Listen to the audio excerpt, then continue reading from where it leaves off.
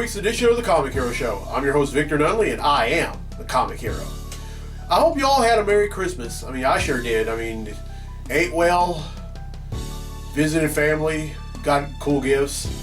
I hope your Christmas was, I hope your Christmas was enjoyable. And this is episode 95, and that means two things. First off, we are only 5 episodes away from episode 100. And it also means that this is the last episode of 2015. But enough about that. Let's give away a free prize.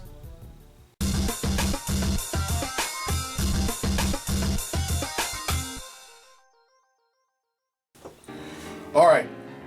Now, last week's episode, I asked, what planet is Superman from? Everybody knows the answer to that question. Well, almost everyone. The answer is Krypton. And 5 people answered correctly. And those people are Jennifer Long, Dawn Till, Joe Stokes, Sean Dean, and Randy Niehaus. And now, with those 5 people, their names have been put in this bag, and I'm about to draw. So, the winner of the Comic Hero free prize pack for this week is...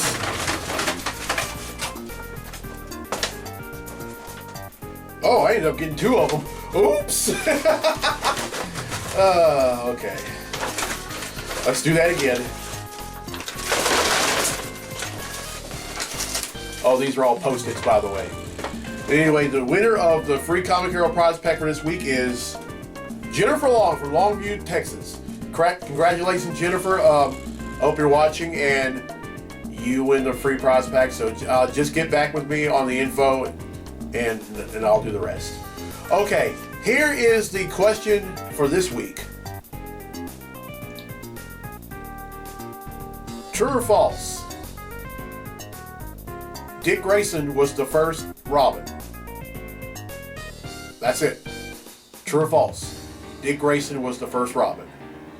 And again, if you answer this correctly, your name will be entered into a drawing for a free prize pack for next week. So be sure to do that. Alright, so I gotta ask. Any questions? Questions I walk around in. Questions I didn't prime in. Questions I will survive. Alright, I have one question for this week. It's from Brian Ferguson from Wake Forest, North Carolina. He asked, what's your favorite romance story? Well, Brian, you know what? I had to think long and hard about that one. There have been several of them. There's the whole Lois and Clark. There's Spider-Man and Mary Jane, Spider-Man and Gwen Stacy,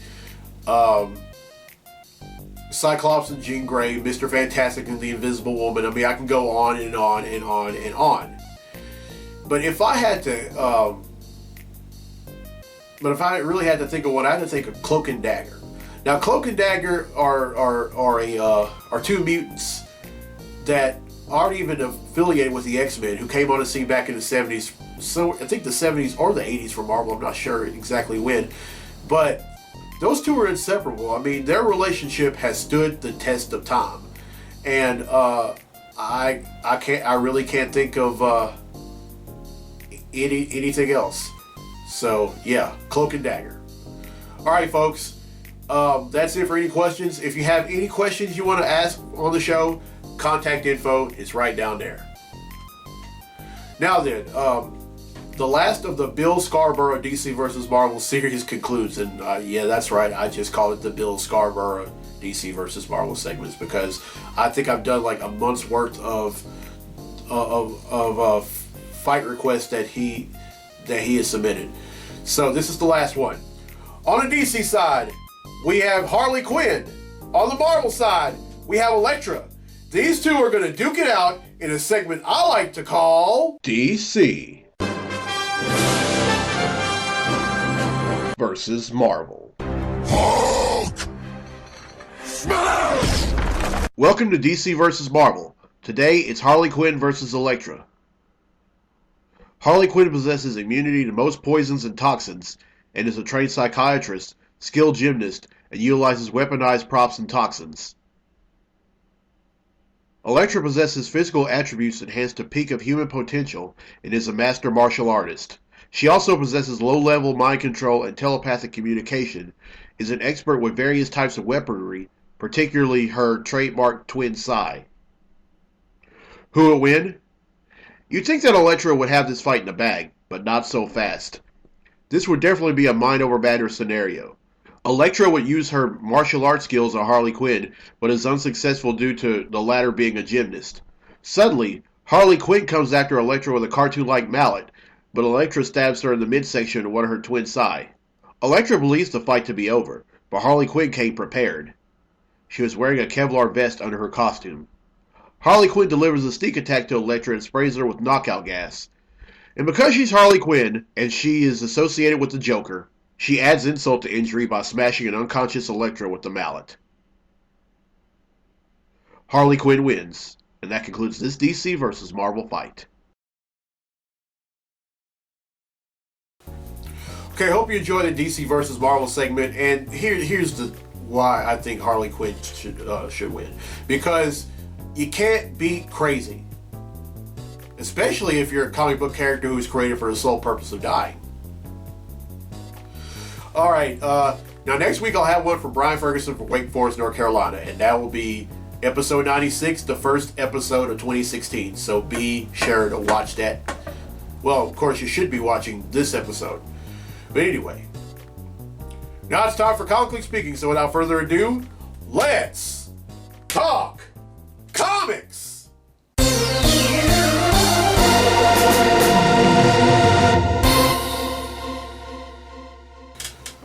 Okay, the first thing I want to talk about is that I just learned that the Reverse Flash, aka Eobard Thawne, is returning to the Flash series later this season. Now you're probably thinking, how is that possible? Didn't he die in the series finale of season 1? Yeah, he did. Yeah, he did. Well, actually, he died because, Eddie Thawne, had died, which erased him from the timeline. But, it's the Flash. Anyone can come back from the dead. Alright, and the second thing I want to talk about is Kurt Russell is going to be playing Jason of Spartax in Guardians of the Galaxy Volume 2. And I am so pumped about that because I think he'd be a great make a great King Jason of Spartax. And for those of y'all who don't know, Jason of Spartax is the biological father of Peter Quill, aka Star-Lord, in both the comics and in the movie. So I think it's going to be great. I really do. All right, that's it for Comically Speaking. Now then, let's get to the comics I bought this week. Comic books I bought this week.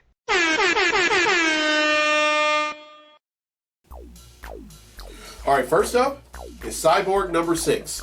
Now, what's been going on in this book is that Cyborg has been, it all started out when Cyborg was on a mission with the Justice League, and these alien beings ended up kidnapping him and killing him. But then they experimented on him and brought him back to life and gave him, and his cybernetics were unlike anything he had prior to the mission. And along the way, the cybernetics are making him more human than he was before. And, I mean, it's just crazy. And judging by this cover, we get to see more. Alright, next up is Batman and Robin Eternal number 12. Now, I'm still a little behind on this book, mainly because it's a weekly series, not a monthly series like the rest of the books I read. But what's going on in it, there's this mysterious woman that only goes by Mother, who the sidekicks, Dick Grayson, Red Hood, aka Jason Todd, Red Robin, aka Tim Drake, Bluebird, aka Harper Row, and the mysterious Cassandra Cain go after. They travel to Prague and they try to find out. They try to hunt down Mother, and they end up getting almost killed by some of her henchmen. And also we find out some stuff about the character Mother in when Bruce Wayne was Batman. And let me tell you, this book is crazy good. I can't wait to get caught up with it. Alright, next up is New Avengers number 4, excuse me. number 4. This Avengers team is the younger Avengers team, and the correct name of the team is actually called AIM. And it does not stand for Advanced Idea Mechanics. It stands for Avengers Idea Mechanics. And the team is led by Sunspot, aka Roberta da Costa. And other characters are Hulkling, Wiccan, Songbird, Squirrel Girl, Hawkeye, just to name a few. Alright, next up is Extraordinary X-Men number 4. Now, the team is starting to form, and it's coming at a great time because, judging by the cover, they're going up against Mr. Sinister. But here's the reason why the team is really forming. After Black Bolt of the Inhumans had released the Terrigen Mist throughout the Earth, it not only altered humans' DNA who carried the Inhuman gene, but it also poisoned mutants. I mean, there were a lot of mutants being quarantined, and it also prevented people with the mutant gene. Well, let's just say when they were exposed to the Terrigen Mist, if they carried the mutant gene but did not develop any mutant powers, the mutant gene would be erased from their DNA, and so the mutant race is in trouble more than it's ever been. And Storm feels like, you know, the call needs to be heeded for a new team of X-Men, and this is it. And some of the members are Storm, Iceman, Colossus, Magic, and then recently joined Logan and Jean Grey. Alright, next up is Deadpool number 3. Now, this book is kind of different from other Deadpool books because Deadpool, Wade Wilson isn't the only Deadpool. There are other characters that go by he's formed a Deadpool Corps in New York. The only difference is they're not as messed up as he is. Well, not from the physical standpoint. I mean, some of these people are former Hydra agents, former AIM scientists. They're pretty much like bad people who have seen the light. Some of them have even been to prison. Alright, next up is Superman number 47. Now, this book, I'm not above seeing a story about Superman that's never been told before, and this one is definitely it. Superman has lost his powers. Well, lost most of his powers, and he's trying to deal with having to live with that. And not only that, but also the fact that Lois Lane, for some idiotic reason, decided to expose his secret identity to the entire Earth. And but you know, I'm not mad about that. I like reading Superman stories that never been told, except for the electric Superman stories. Those could go right in the trash. Just saying. Alright, next up is Teen Titans number 15. Now, this is a tie-in to the Robin War story arc that's going on in some of the minor Batman books. And this is a slightly different team of Teen Titans. I mean, Red Robin is the leader, and then there's Wonder Girl, Superboy, the recently returned Kid Flash, Bunker, Beast Boy, and the all-new Power Girl. And I'm still a little behind on this book, but bear with me, folks. When you read when you read comics like I do, and then you have a busy life like I do, sometimes trying to get caught up with some book when everything is easier said than done. All right, next up is Nova number 2. Now, this is Now, I read the first issue. Sam Alexander is happy to have his dad, Jesse Alexander, back on Earth after being in prison on some gladiator alien planet. But and they work as a father and son team, and for the most part, things are going well. But at the end of issue number 1, we find out that Jesse Alexander is secretly communicating with someone. We don't know who it is, But could it be that Jesse Alexander will go back to being a Dark Nova and killing folks? Time will tell. All right, next up is Robin, Son of Batman, number 7. This is part 5 of the Robin War story arc that's going on. Like I said earlier, in some of the minor Batman books, and I've yet to read it. Yeah, just bear with me, folks. I know I keep saying that. I mean, I've gotten caught up with several other books. And then lastly, Darth Vader, number 14.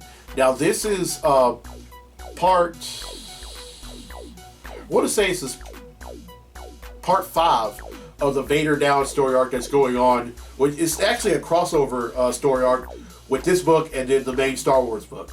And now I'm up to speed with this one. Darth Vader is pretty much... Alright, here's what happened. Luke Skywalker, in an attempt to stop Darth Vader, flies his X-Fighter. His X-Fighter plane headfirst into Darth Vader's craft, and they end up They both crash land on the Earth, on some planet, and they end up, and none of them are injured. But Darth Vader, along the way, before he ended up being crashed on Earth, Darth Vader ends up allying himself with some doctor who has evil doppelgangers of R2-D2 and C-3PO. And Luke Skywalker, they capture Luke Skywalker after the evil C-3PO doppelganger disguises himself as C-3PO. But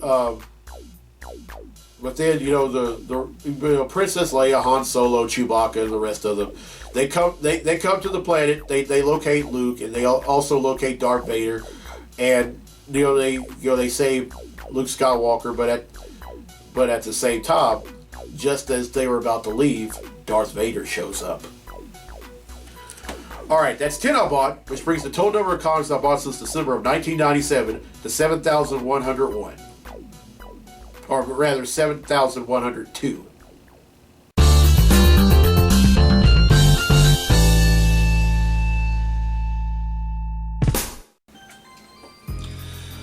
Alright, well, I hope you enjoyed this week's episode. Now, you probably noticed what I was doing throughout the show. These 4 hats. These are the 4 schools who are going to be in the college football playoffs on New Year's Eve. And I decided, I just got this crazy idea to make comic hero themed tees and then buy the hats. And to show my support for all 4 of the schools. Now, who do I think is going to win? The last team who's standing on top come January 11th. The semifinals, as I said before, start on New Year's Eve. The championship game is on January 11th. And I want to congratulate all 4 teams for the exciting seasons that they had. And I wish them good luck in the college football playoff. This was a pretty good episode. I mean, it wasn't perfect, but it was a good episode nonetheless. And I'm so happy that I got the chance to do this episode for one more year. And I'm looking forward to doing it for many more years. This is the 95th episode. 5 away from 100. I should reach the 100th episode, I think, by the end of January. So, yeah. But I thank y'all for everyone who has watched since episode 1. And I also want to thank everyone who started watching later. I mean, I just thank everyone who just watches the show, period. I mean, not every episode I do is perfect. I plan ahead with every episode, but sometimes, things happen while I'm doing the episode that are beyond my control. But the only thing that matters is that I get through it, and then I upload it, and then y'all watch. All right. Well, I'm Victor Dudley. I'm the Comic Hero. I'll see y'all next time for episode 96. Till then, be safe, be blessed, be a hero, and I'll see y'all next year.